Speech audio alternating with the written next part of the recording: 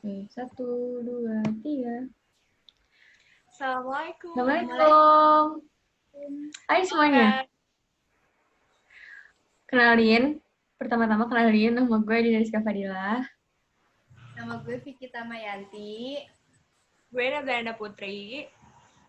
Jadi kali ini kita mau bikin podcast tentang Pertama kita.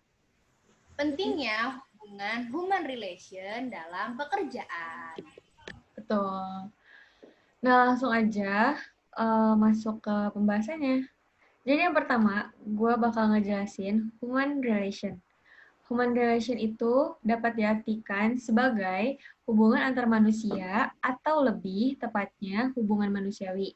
Tapi nggak hanya ada dalam hal berkomunikasi aja, tapi dalam pelaksanaannya terkandung nilai-nilai kemanusiaan serta unsur-unsur kejiwaan yang amat mendalam untuk mengubah sifat, pendapat, atau perilaku seseorang.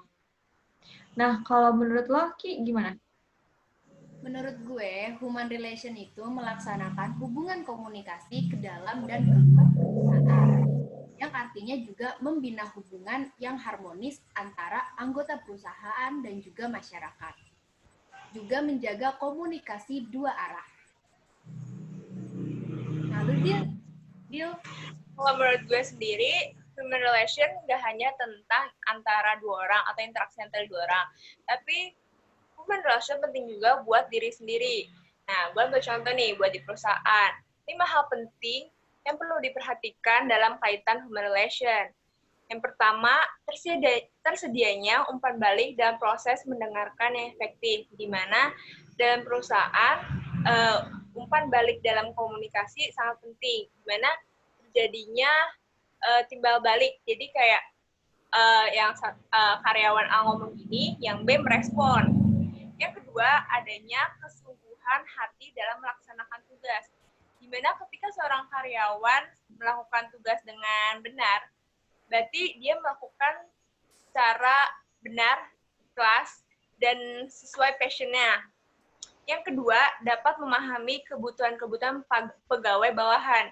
Ketika atasan paham betul tentang apa yang dibutuhkan seorang karyawan dalam menjalankan tugas, itu penting banget buat para karyawan jadi nyaman dalam mengerjakan tugas.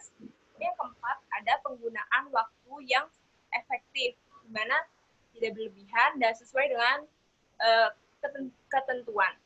Yang kelima, mempergunakan saluran komunikasi yang tepat, di mana komunikasi yang terjalin antara atasan dan bawahan berjalan dengan baik dan efektif. Kalau menurut kalian?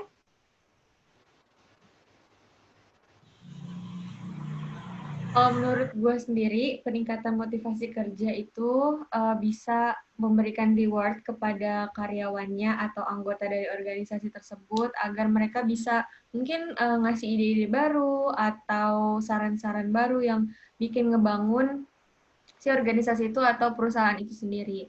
Nah, contohnya itu kayak ada acara, satu acara yang dimana emang mungkin pengelola perusahaan itu ngadain acara untuk ngasih reward ke orang-orang biar mereka tuh bisa jadi lebih semangat kerjanya, bisa ngasih motivasi, bisa ngasih ide-ide atau saran-saran. menurut gue selain hal-hal besar kayak semacam reward, itu juga bisa kayak hal-hal kecil. Contohnya tuh kayak dipuji, kayak kerja kamu hari ini bagus ya, atau kamu ngerjain pekerjaannya tepat waktu ya.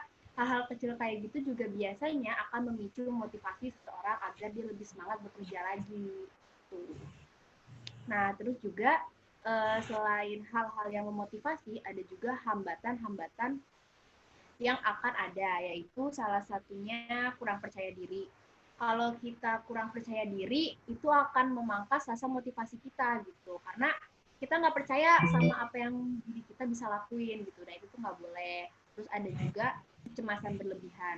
Kecemasan berlebihan tuh kayak misalnya apa ya, kita takut gitu, takutnya gagal, takutnya salah gitu. Nah, hal-hal seperti itu harus yang dihindari karena itu akan membuat kita stuck gitu, stuck, main aman, dan akhirnya nggak bisa berkembang. Ada juga opini negatif dari orang lain. Kalau ada orang lain yang mengomentari apa yang kita lakukan, yang hal kurang bagus gitu, terus kita masukinya ke hati, itu juga bisa memangkas rasa motivasi kita, karena ya balik lagi kita tidak merasa dihargai gitu. Kalau menurut kalian? Kalau menurut gue, salah satu hambatannya juga yaitu kurang dukungan dari lingkungan sekitar. Karena menurut gue, ketika kita melakukan sesuatu terus banyak dukungan, kayak kita punya energi tersendiri, kayak lebih percaya diri, ya kan? Gak sih kalian? Iya. Nah, terus kalau buat gue sendiri sih, menurut gue itu hambatan tumbuhnya motivasi itu karena si orang ini nih nggak mau nerima saran dari orang-orang sekitar. Padahal saran itu bisa aja ngebangun organisasi itu atau perusahaan itu biar lebih cepat untuk capai ke tujuan mereka gitu. Karena kan namanya satu tujuan pasti harus mau dong nerima saran atau kritik. Gitu. Oke. Mungkin ada yang mau nambahin? Di antara kalian?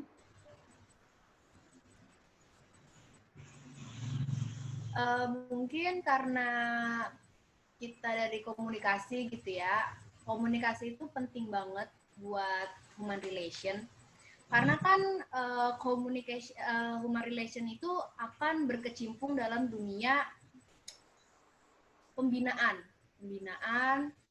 dengan hubungan masyarakat dan juga perusahaan, menjembatani pihak luar dan pihak dalam gitu. Jadi menurut gue komunikasi itu akan berperan besar dalam pentingnya human relation. Kalau menurut gue, human relation sangat penting ya dalam perusahaan. Karena nggak hanya penting dalam hubungan antara karyawan dan atasan, dalam diri sendiri juga penting banget. Karena ini kan utamanya itu komunikasinya yang harus berjalan dengan efektif. Menurut gue gitu. Oke. Jadi kita rasa cukup podcast kita hari ini. Kali ini, makasih sudah mau ngasih pendapat kalian disampaikan di sini. Semoga bermanfaat juga buat kalian-kalian nih yang lagi butuh saran atau pendapat atau motivasi ya. Semoga berguna lah intinya podcast ini. Oke. Sampai ketemu di podcast selanjutnya. Dadah! Dadah. Dadah!